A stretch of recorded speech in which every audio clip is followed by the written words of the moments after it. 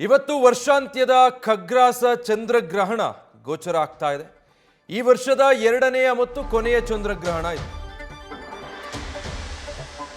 ರಾತ್ರಿ 9:58 ಈ ಚಂದ್ರಗ್ರಹಣ ಆರಂಭ ಆಗುತ್ತೆ. ಬರಿ ಕಣ್ಣಿನಿಂದನೇ ನೋಡಬಹುದಾದಂತಹ ಬ್ಲಡ್ ಮೂನ್ ಅಂತ ಕರೆಯುವಂತಹ ಚಂದ್ರಗ್ರಹಣ 3:29 ಕಾಲ ಸುದೀರ್ಘ ಚಂದ್ರಗ್ರಹಣ ಗೋಚರವಾಗಲಿದೆ. ಆಲ್ಮೋಸ್ಟ್ 3.5 ಗಂಟೆಗಳ ಕಾಲ ಸುದೀರ್ಘವಾದ ಚಂದ್ರಗ್ರಹಣ. ಈ ವರ್ಷದ ಕೊನೆಯ ಚಂದ್ರಗ್ರಹಣ ಇದು. ಎರಡನೆಯ ಮತ್ತು ಕೊನೆಯ ಚಂದ್ರಗ್ರಹಣವೂ ಕೂಡ ಆಗಿರುತ್ತೆ. ಇವತ್ತು ರಾತ್ರಿ 9:58 ಆರಂಭ ಆಗುತ್ತೆ. ಹೀಗಾಗಿ ಈಗಾಗಲೇ ರಾಜ್ಯದ ಎಲ್ಲ ಜಿಲ್ಲೆಗಳ ಸಾಕಷ್ಟು ದೇವಸ್ಥಾನಗಳಲ್ಲಿ ವಿಶೇಷ ಪೂಜೆಯನ್ನು ಸಲ್ಲಿಸಲಾಗಿದೆ.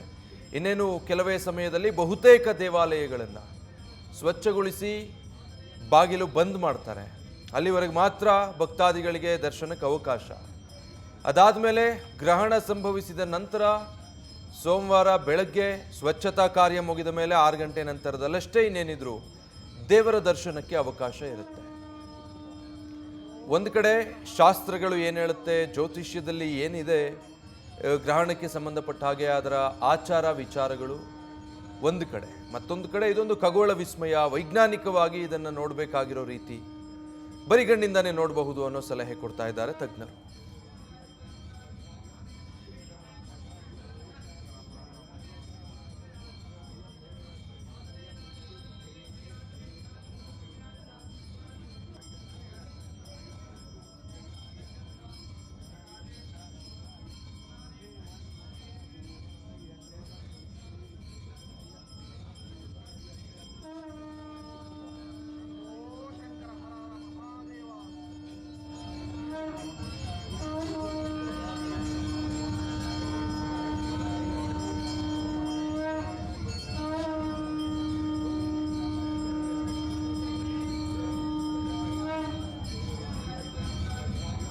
ರಾಜ್ಯದ ಬೇರೆ ಬೇರೆ ಜಿಲ್ಲೆಗಳಲ್ಲಿ ಈಗ ಯಾವ ರೀತಿ ಸ್ವಚ್ಛತಾ ಕಾರ್ಯ ಮತ್ತೆ ವಿಶೇಷ ಪೂಜೆಗಳು ಗ್ರಹಣದ ಹಿನ್ನೆಲೆ ನಡೀತಾ ಇದೆ ಅನ್ನೋದನ್ನು ತಿಳಿಸ್ಕೊಡೋದಕ್ಕೆ ಬೇರೆ ಬೇರೆ ಸ್ಥಳಗಳಿಂದ ನನ್ನೊಟ್ಟಿಗೆ ಸಹೋದ್ಯೋಗಿಗಳು ಲೈವ್ ಅಲ್ಲಿ ಜಾಯ್ನ್ ಆಗ್ತಾ ಇದ್ದಾರೆ. ಶಿವಾನಂದ್ ವಿಜಯನಗರದಿಂದ, ಹುಬ್ಬಳ್ಳಿಯಿಂದ ಪ್ರಕಾಶ್ ನೂಲ್ವಿ, ಜೊತೆಗೆ ಬೆಂಗಳೂರಿನ ಬನಶಂಕರಿಯಿಂದ ಗಣಪತಿ, ಹಾಗೆ ಮೇಲುಕೋಟೆಯಿಂದ ನಂದೀಶ್ ನನ್ನೊಟ್ಟಿಗೆ ಲೈವ್ನಲ್ಲಿ ಜಾಯ್ನ್ ಆಗ್ತಾ ಇದ್ದಾರೆ. ಮೊದಲಿಗೆ ನಾನು ಗಣಪತಿಯನ್ನು ಮಾತಾಡಿಸ್ತೀನಿ. ಗಣಪತಿ, ಬೆಂಗಳೂರಲ್ಲಿ ಸಾಕಷ್ಟು ದೇವಾಲಯಗಳಲ್ಲಿ ಈಗಾಗಲೇ ಸ್ವಚ್ಛತಾ ಕಾರ್ಯ, ಪೂಜೆ, ಇನ್ನೇನು ಕೆಲವೇ ಕ್ಷಣಗಳಲ್ಲಿ ದೇವಸ್ಥಾನ ಬಂದ್ ಮಾಡೋದಕ್ಕಾಗ್ತಾ ಇರೋ ಸಿದ್ಧತೆಗಳು. ಸದ್ಯ ನೀವು ಇರುವಂಥ ಬನಶಂಕರಿ ದೇವಸ್ಥಾನದಲ್ಲಿ ಯಾವ ರೀತಿಯ ಗ್ರಹಣದ ಆಚರಣೆಯ ಸಿದ್ಧತೆ ಆಗ್ತಾ ಇದೆ?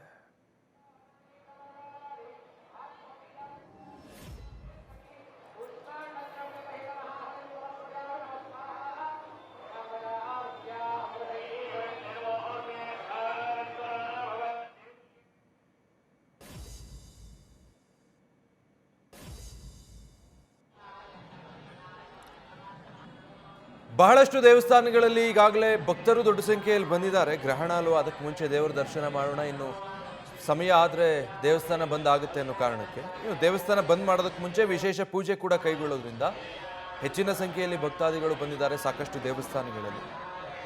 ಮತ್ತೆ ಸಂಪರ್ಕಕ್ಕೆ ಸಿಕ್ಕಿದ್ದಾರೆ ಗಣಪತಿ. ನನ್ನ ಧ್ವನಿ ನಿಮಗೆ ಕೇಳಿಸ್ತಾ ಇದ್ರೆ, ಬೆಂಗಳೂರಿನ ಬನಶಂಕರಿ ದೇವಸ್ಥಾನದಲ್ಲಿ ಯಾವ ರೀತಿ ಇವತ್ತಿನ ಗ್ರಹಣದ ಪೂಜೆ ನೆರವೇರಿದೆ?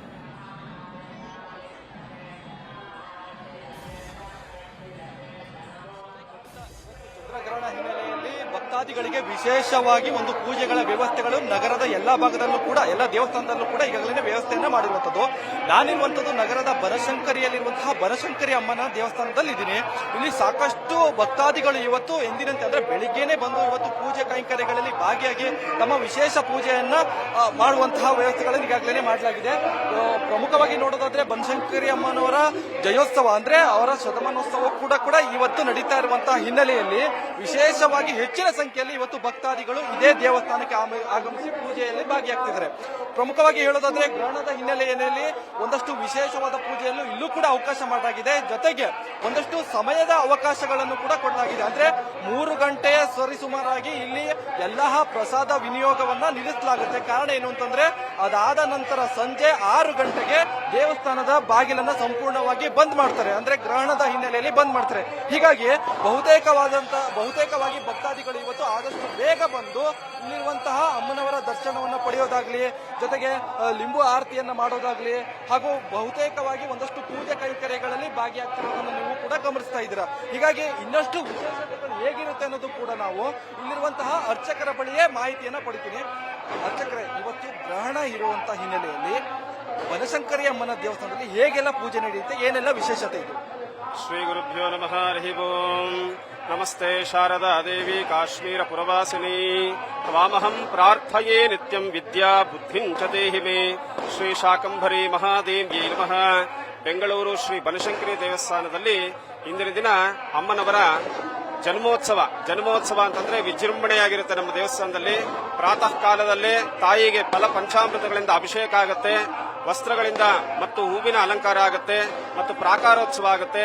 ಪ್ರಾಕಾರೋತ್ಸವ ಆದ ನಂತರ ತಾಯಿಗೆ ಮಹಾಮಂಗಳಾರತಿ ಆಗುತ್ತೆ.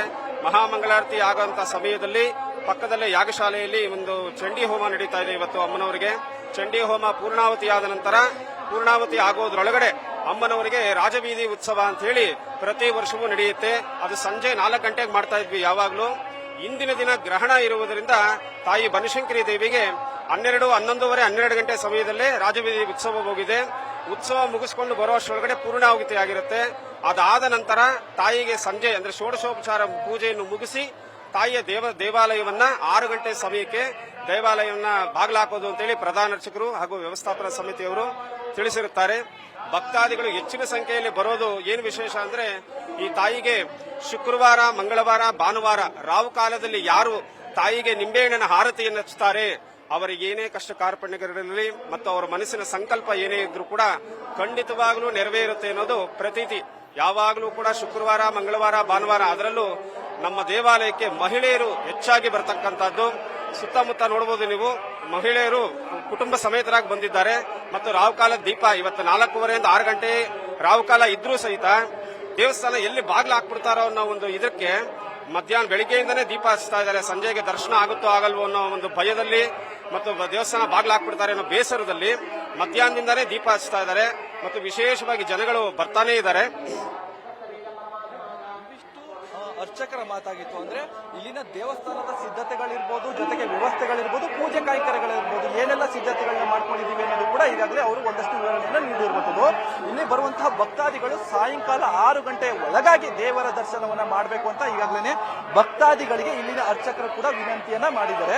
ಹೀಗಾಗಿ ಇಲ್ಲಿರುವಂತಹ ಬಹುತೇಕ ಭಕ್ತಾದಿಗಳು ಈಗಾಗಲೇ ಆದಷ್ಟು ಹೆಚ್ಚಿನ ಸಂಖ್ಯೆಯಲ್ಲಿ ಬಂದು ತಮ್ಮ ಇಷ್ಟ ಕೈಂಕರ್ಯಗಳಿರ್ಬೋದು, ಪೂಜಾ ಕೈಂಕರ್ಯಗಳಲ್ಲಿ ಭಾಗವಹಿಸುವ ಮೂಲಕ ಒಂದಷ್ಟು ಪೂಜೆಗೆ ಪಾತ್ರರಾಗ್ತಿರುವಂತದ್ದು. ಜೊತೆಗೆ ಗ್ರಹಣದ ಹಿನ್ನೆಲೆಯಲ್ಲೂ ಕೂಡ ವಿಶೇಷವಾಗಿ ಮಹಿಳೆಯರು ಬನಶಂಕರಿಯ ದೇವಸ್ಥಾನದಲ್ಲಿ ಬಂದು ತಮ್ಮ ಇಷ್ಟಾರ್ಥ ಪೂಜೆಗಳನ್ನು ಕೂಡ ಮಾಡಿರುವಂತದ್ದು ಕೂಡ ಗಮನಿಸಬಹುದು. Vijay, thank you Ganapati. ಇನ್ನು ಈಗ ನೆಹರು ತಾರಾಲಯದಿಂದ ನಮ್ಮ ಪ್ರತಿನಿಧಿ ಚಂದ್ರಶೇಖರ್ ಲೈವ್ ಅಲ್ಲಿ ಜಾಯ್ನ್ ಆಗ್ತಾ ಇದ್ದಾರೆ. ಚಂದ್ರಶೇಖರ್, ಇವತ್ತಿನ ಈ ರಕ್ತಚಂದ್ರ ಗ್ರಹಣವನ್ನ ಬರಿಗಣ್ಣಿನಿಂದ ವೀಕ್ಷಿಸಬಹುದು ಅಂತ ತಜ್ಞರೇ ಹೇಳಿದ್ದಾರೆ. ಜೊತೆಗೆ ತಾರಾಲಯದಲ್ಲೂ ಅದಕ್ಕೆ ಬೇಕಾಗಿರೋ ವ್ಯವಸ್ಥೆಗಳು ಪ್ರತಿ ಬಾರಿ ಗ್ರಹಣದ ಸಂದರ್ಭದಲ್ಲಿ ಆಗುತ್ತೆ.